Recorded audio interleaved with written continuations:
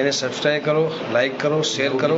ભગવાન રામલલાની મૂર્તિ જ્યારે બેસી જાય મંદિરની અંદર એને જોવાનું છે। અને કોઈ જો કહેતું હોય કે આ પ્રતિષ્ઠા મંદિરની અંદર બન્યા પહેલા પ્રતિષ્ઠા ન થાય તો પ્રભુ તમે સોમનાથ જાઓ।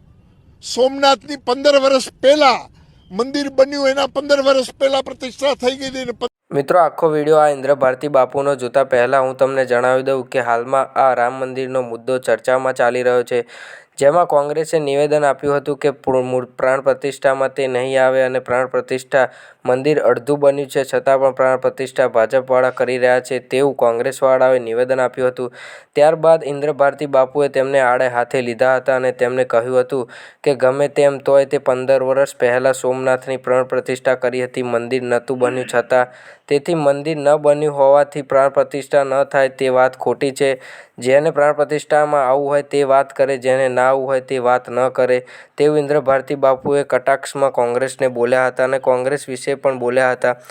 આખો વિડીયો જુઓ, ઇન્દ્ર ભારતી બાપુ શું બોલી રહ્યા છે કોંગ્રેસ વિશે અને રામ મંદિર વિશે।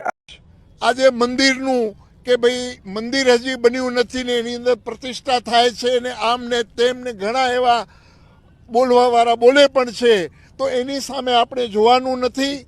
આપણે ખાલી ભગવાન રામલલાની મૂર્તિ જ્યારે બેસી જાય મંદિરની અંદર એને જોવાનું છે। અને કોઈ જો કહેતું હોય કે આ પ્રતિષ્ઠા મંદિરની અંદર બન્યા પહેલા પ્રતિષ્ઠા ન થાય તો પ્રભુ તમે સોમનાથ જાઓ। સોમનાથની 15 વર્ષ પહેલા મંદિર બન્યું, એના 15 વર્ષ પહેલા પ્રતિષ્ઠા થઈ ગઈ હતી ને 15 વર્ષ પછી મંદિર બન્યું છે, ત્યારે કેમ કોઈ અવાજ નહોતો ઉપાડ્યો? અને આજે કોઈ પણ બોલવા માંડે છે કે આ મંદિર ગર્ભગૃહની અંદર ભગવાન રામ ન બેસે। અરે જેની અમારી પેઢીઓ રાહ જોતી હતી એ દિવસો આજે અમારી સામે આવ્યા છે તો એમને વધાવી લેવાના હોય। કોંગ્રેસે તો પ્રભુ સોમનાથની પ્રતિષ્ઠા થઈ હતી ત્યારે કોંગ્રેસ ક્યાં આવ્યું હતું? ત્યારે વડાપ્રધાન નહેરુ હતા, ક્યાં આવ્યા હતા? રાજેન્દ્ર પ્રસાદે જ પ્રતિજ્ઞા કરી હતી અને પ્રતિષ્ઠા કરી હતી।